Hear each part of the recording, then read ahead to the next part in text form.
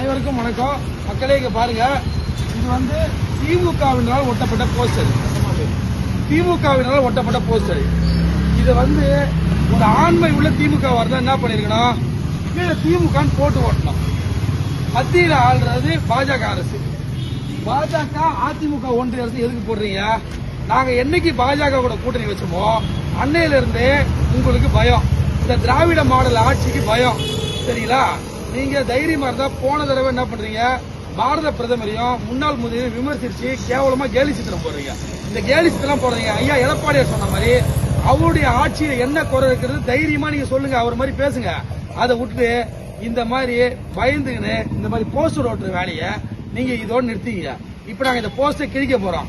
இன்னும் 2 மாசத்துல இதே மாதிரி மக்கள் உங்களுடைய அரசாங்கத்தையும் கிழிக்க போறாங்க. இன்னும் 2 மாசம் கழிச்சு டோப்பா வச்சிருக்க அப்பாவோட டப்பா எப்படி டான்ஸ் ஆடுறத மட்டும் ஏப்ரல் மாசத்துக்கு அப்புறம் நீங்க பார்க்க போறீங்க. மக்களே கண்டிப்பா பார்க்க போறீங்க. இந்த போஸ்டர் இப்ப நாங்க கிழிக்க போறோம். இதோட இந்த போஸ்டர் அரசியலை தயவு செஞ்சுட்டு மக்களுக்காக நல்லது பண்ற அரசியலை மட்டும் பண்ணணும்னு இந்த ஆட்சியாளர்கள் நான் கேட்டுக்கிறேன். என்னடே கொஞ்சமாவது மூலதரா தெம்பு திராணி எதுனா இருந்ததுன்னா கீழே வந்து யார் என்ன போட்டா யார் தலைமை என்ன ஒண்ணுமே போடாம நீங்க பாட்டு உங்க சுத்தி மொட்டையா போஸ்ட் ஓட்டுறீங்கடா. என்னடா இது போஸ்டர்? அவங்களுக்கு தைரியம் இருந்ததுன்னா இது இன்னால அடிக்கப்பட்டது, இந்த அணியால அடிக்கப்பட்டது, ஆனா துப்பு இருந்தா போட்டு அடிக்கலாங்கடா. போட்டிருக்கீங்களா?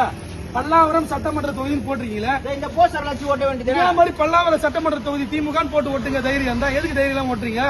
அதை வாட்டி இந்த போஸ்டர் அடிக்கிறதே சொல்லு. உங்க போஸ்டர் மேலே போஸ்டர் ஓட்டாதீங்கன்னு சொல்லி ஓட்டு. புரியுதா? இந்த முட்டை வந்து இந்த முட்டை இல்ல உள்ள இவரு இந்த தொகுதி செஞ்சது முட்டை தான்.